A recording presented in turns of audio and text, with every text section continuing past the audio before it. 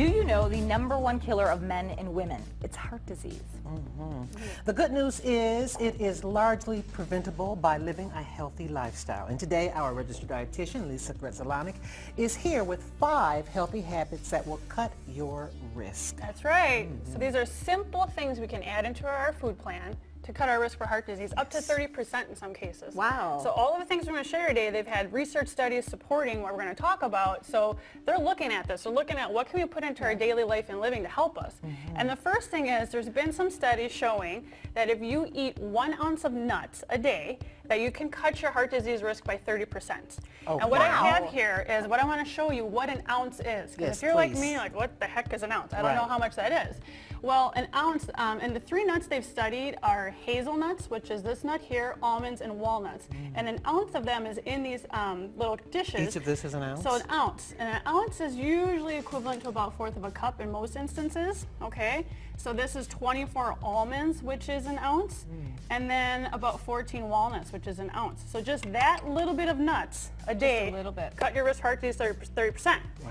Next we have dark chocolate.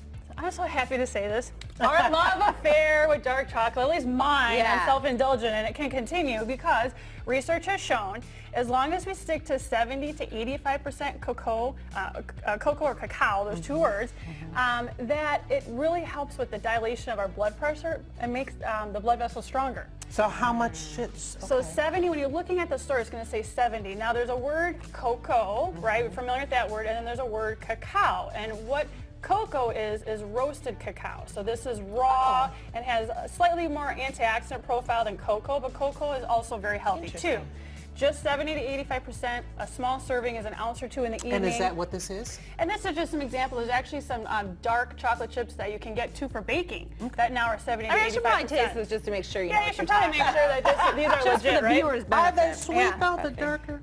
Not The as sweet higher percentage you go, the more bitter it's going to be because there's less sugar in it. But The bitter, the better? So, But it still like fights that craving. It Just a little does. something. Especially if I do this. and then a with little this. nut, right? So there you go. You combine both of them. So they're really showing that it helps with, dark chocolate is one of the richest sources of antioxidants, particularly raw cacao, and it's great for your blood pressure. Okay. So then we've heard about fish before, and this is again backed by science that if we have 2 servings of what they call fatty fish, or fish that are rich in a fat called omega-3 fatty acids, it reduces your heart disease risk by up to 30 to 36%, having that fish twice a week. So things like sardines, anchovies, wild salmon, herring are some examples that are rich with these omega-3 healthy fats, and they're anti-inflammatory. So think about that being anti-rust for your arteries. I haven't heard about inflammation a lot like in the news lately, but it's still important that to anti-inflammatory things. Yes, because really heart disease, the root cause is inflammation. Right. So we get it kind of twisted and think it's always about the cholesterol. Right. The cholesterol is there is to patch up the inflammation and the irritation. So the root cause is really the inflammation. So if we eat anti-inflammatory foods, we're cutting our risk for heart disease. Nice, all right. And then we have colorful fruits and vegetables particularly I'm talking about today. So anything with color has an array, again, of these antioxidants, these anti-rust components. One thing that's really interesting I want to mention, though, is the onion. Plain old white onion, because I'm talking about colorful vegetables always are great.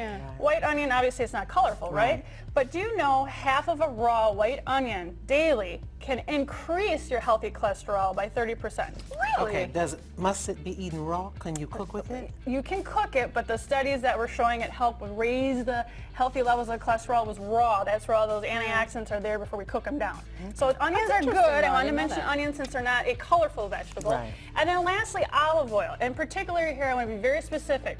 You're looking for extra virgin olive oil. Extra virgin. When it says light olive oil, that doesn't mean it's light in calories. It just means it's a more refined extra virgin olive oil. So extra virgin is the first pressed. And when you're looking at top quality brands, what they're going to do for you as well is on the back of the label, they're going to mention here the date it was produced and the date it expires. And why would you think, what expire olive oil? What?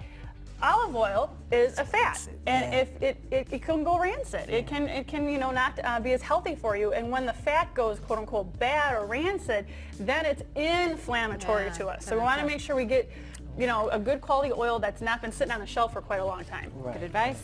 Very, All very this good is advice. great advice and very easy to follow. Yeah, real simple things you can add in. You might be having these things right now, and now you know, wow, this is even better. Let me add it more. Looks like I'm going to be around for a while. I like it. Always great information. Thank you, Lisa. We'll be right back.